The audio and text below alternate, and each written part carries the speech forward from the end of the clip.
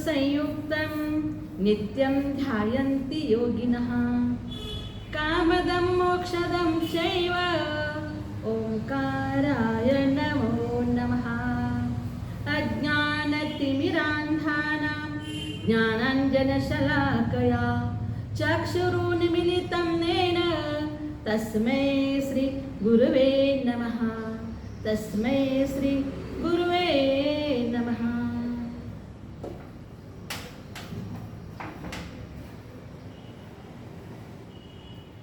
भाव्यमान हो, यह संसारी जीव मोह के कारण संसार जीव अन्य पदार्थों को किस प्रकार से समझता है, इसके बारे में पूज्यपाद आचार्य कहते हैं वपुर्गृहं धनं दारः पुत्रा मित्राणि शत्रवः सर्वथान्य स्वभावानि मूढ़ स्वानि प्रपद्यते। जैसे यह शरीर, धन, घर, स्त्रियां, पुत्र, मित्र, शत्रु, वैरी सब तरह से अपने आत्मा से अन्य स्वभाव वाले हैं, परंतु ये मोही मूर्ख अज्ञानी आत्मा इनको सबको अपना ही समझ रहा है। यद्यपि यह सभी अलग अलग हैं, फिर भी मोहिनी कर्म के जाल में फंसकर यह आत्मा अपना ही समझ रहा है। कौन समझ रहा है?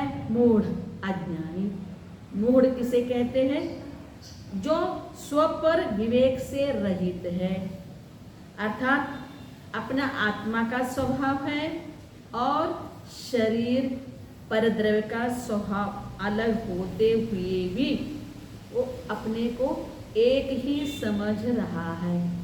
जैसे दूध में पानी मिला हुआ है, एक रूप समझते हैं, वैसे ये सभी परद्रव्य को मैं अपना ही ममत्व के कारण अपना ही समझ रहा है।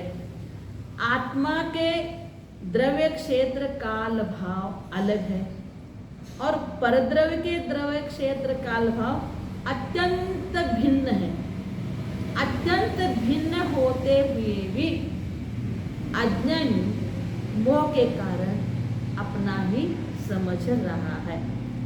जैसे मकड़ी की जाल, मकड़ी जो है वो स्वयं ही जाल बना देती है और स्वयं ही उसमें फंस जाती है, उसी में उसका अंत हो जाता है।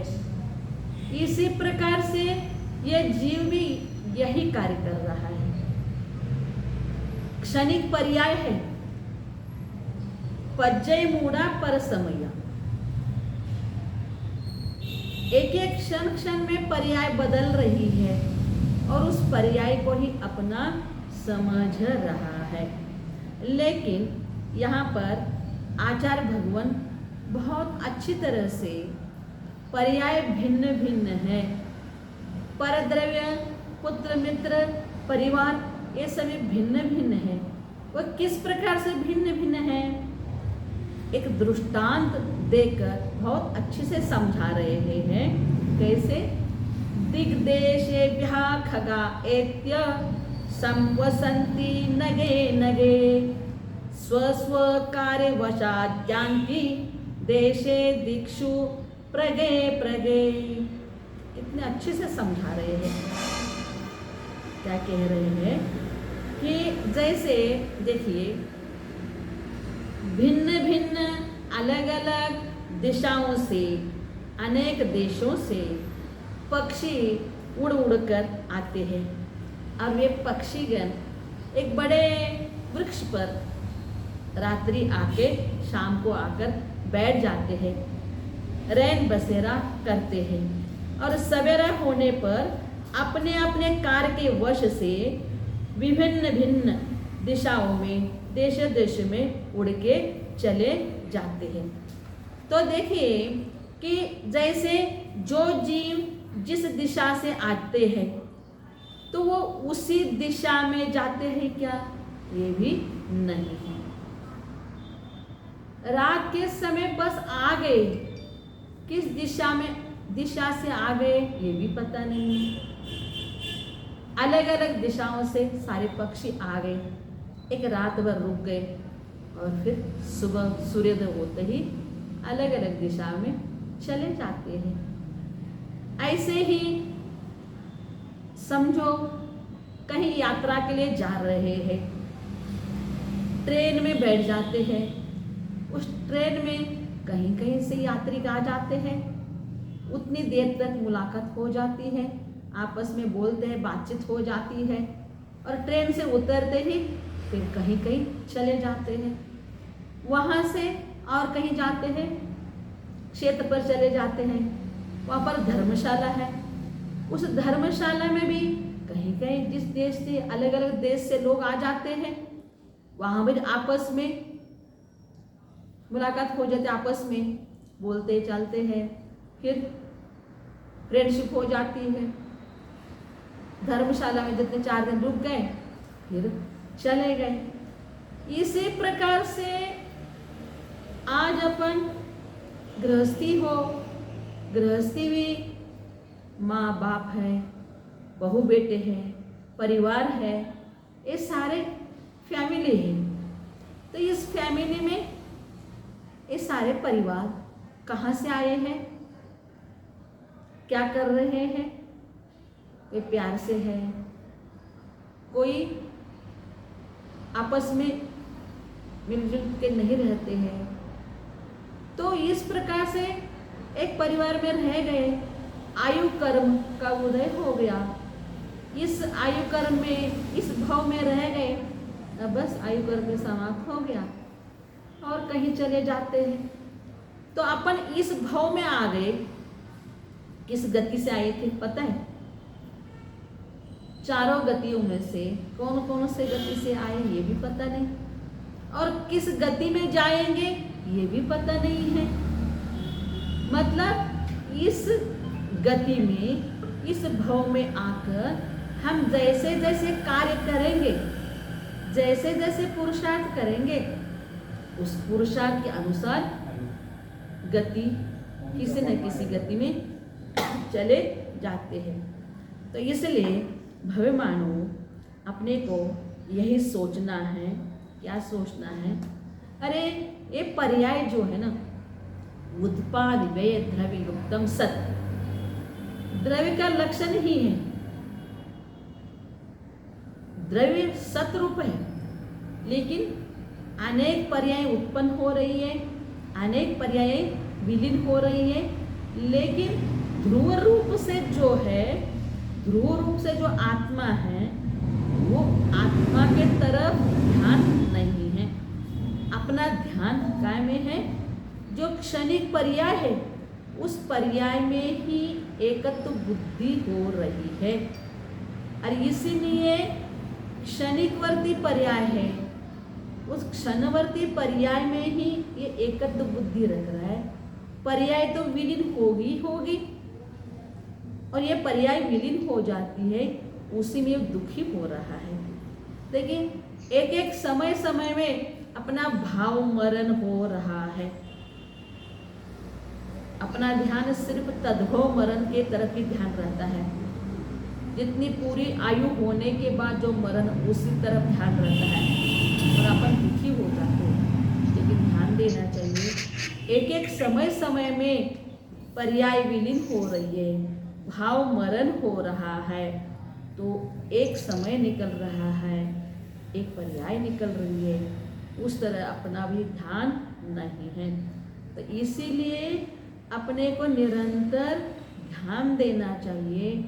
नव तत्व गतत्व एकत्वम न मुंचति, जो भी परिणमन हो रहा है, जो भी बाह्य पर्याय बदल रही है, रंगीली दुनिया में यह जीव उसमें मस्त हो रहा है, उसमें ममत्व रूप कर रहा है। जो दिखता है वो सब मेरा ही कह रहा है, मैं मेरा, मैं मेरा, इसी प्रकार से कर रहा है, लेकिन वो पर्याय किसी की होती नहीं है। मतलब क्षणिक पर्याय जो है अनित्य है, अनित्य के तरफ ही ध्यान रहा है, वो अनित्य पर्याय कभी भी अपनी होने वाली नहीं है। लेकिन जो ध्रुव है, शाश्वत है, उसके तरफ अगर अपन ध्यान देते हैं तभी अपने को आनंद सुख मिलने वाला है। तो यहाँ पर आचार्य भगवान भी कहते हैं, क्या कहते हैं कि ये जीव क्या करता है, क्षणिक पर्याय है, परिवार है, उस परिवार पर क्या करता है, अनुराग करता है, और अनुराग भी हो जाता है, जहाँ राग है वहाँ द्वेष भी हो जाता है। लेकिन यहाँ पर क्या कहते हैं, राग भी मत करो, द्वेष भी मत करो। तय पर आचार्य भगवान करते हैं, एक उदाहरण देते हैं, अपकार करने वालों पर भी क्रोध नहीं करना। इसके बारे में एक श्लोक कहते हैं, विराधकः कथम हन्त्रे जनाय परिकुप्यति त्र्यंगुलम पातयन् पद्भ्यां स्वयं दंडेन पात्यते। कह रहे हैं कि जो प्राणी अच्छा हो या बुरा हो, जैसा भी कार्य करता है उसका फल उसे स्वयं मिलता है। अपकार करने वाले पर भी क्रोध नहीं करना चाहिए। उस समय ऐसा चिंतन करना चाहिए कि पूर्व में मैंने इसका कोई अपकार किया होगा, इसी के फलस्वरूप इसने मेरे प्रति अपकार किया हुआ है। और अगर यदि मैं ना अभी पुनः क्रोध आवेश में आकर इसका अहित करूँगा तो यह वैर जो है ना, बीज वृक्ष के समान आगामी काल तक बढ़ता ही रहेगा। मतलब जैसे बीज बोया हुआ है, उसका वृक्ष आ गया, उस वृक्ष को फिर फल, बीज आ गए, फिर बीज का वृक्ष हो गया। ऐसे बीज वृक्ष की परंपरा, संतति परंपरा शुरू ही रहेगी। इसका समाप्त अंत कभी भी नहीं होने वाला है। ऐसे अगर अपन भी कोई अपने पर उपकार भी करने वाला होता है, कोई अपकार भी करने वाला होता है, तो उस समय अपने को समता धारण करना आवश्यक है। देखिए, जहाँ राग है, जहाँ अनुराग है, वहाँ द्वेष भी अवश्यंभावी है। जैसे देखिए सुकोशल मुनिराज, जब सुकोशल घर में था, उसकी माँ उसके ऊपर बहुत प्यार, आगे सुकोशल मुनिराज, सुकोशल जी को वैराग्य हो गया और दीक्षा धारण करके जंगल में तपस्या करने लगे। लेकिन माँ जो होती है ना, माँ का अनुराग था, अपने सुपुत्र पर माँ का अनुराग था, इतना खूब मोह था। लेकिन सुपुत्र ने दीक्षा ले ली, दीक्षा लेने इसलिए माँ वियोग के कारण, पुत्र के वियोग के कारण आर्त ध्यान करती रही और उसका भी अंत हो गया, मरण हो गया। मरण होने के बाद वो माँ का जीव ही न जंगल में वाघ होके जन्म ले ली और सुकोशल मुनिराज भी जंगल में तपस्या कर रहे हैं। अरे वाघ जंगल में, उसी जंगल में वाघ घूमते घूमते आ गया, घूमते फिरते हुए आकर जो सुकुशल मुनि, जिसके ऊपर ममत्व, एकत्व भावना थी, और उसी सुपुत्र को, सुकोशल मुनिराज को उसने फाड़ के खा ली। किसने? माँ के जीव ने ही वाघ पर्याय में अपने सुपुत्र सुकोशल मुनिराज को उपसर्ग करके उसको खत्म कर दिया। जब उसके हाथ में तिल था, उस तिल को देख के उस वाघ को वैराग्य हो गया, जाति स्मरण हो गया। उस वाघ को जाति स्मरण हो गया। अरे ये तो मेरा सुपुत्र, मेरे सुपुत्र के ऊपर इतना मेरा अनुराग था और इसी सुपुत्र को मैंने खा लिया। अरे धिक्कार। इस प्रकार से संसार की लीला है। जहाँ राग है वहाँ द्वेष, तिरस्कार जरूर है। एक क्षण में राग है, एक क्षण में तिरस्कार है। इसी प्रकार से यह संसार लीला इसी प्रकार से है। अपन में घर में भी, परिवार में भी बच्चों को अनुरागवश प्यार भी करते हैं, डांटते भी हैं।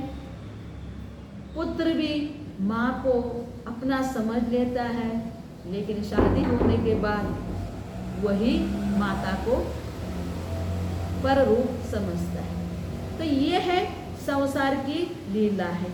मतलब जहाँ राग है वहाँ द्वेष है, अवश्यंभावी है। तो इसीलिए अपने को निरंतर भावना क्या भानी चाहिए कि अरे एक पर्याय क्षणिक है, पर्याय के तरफ ध्यान नहीं देना।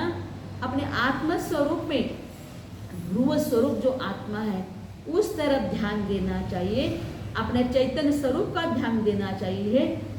चेतन है तो ध्रुव न्यायक है तो, अनंत शक्ति का धारक है तो, सिद्धों का लघु नंदन कहा, मुक्ति पुरी का नायक है तो, चेतन है तो ध्रुव न्यायक है तो। इस प्रकार से हे भव्यात्मन, अपने आत्मस्वरूप को ध्यान देना चाहिए। अपनी दौलत, चेतन स्वरूप, आत्मस्वरूप, ध्रुव स्वरूप, अनंत शक्ति का स्वरूप ये आत्मा है।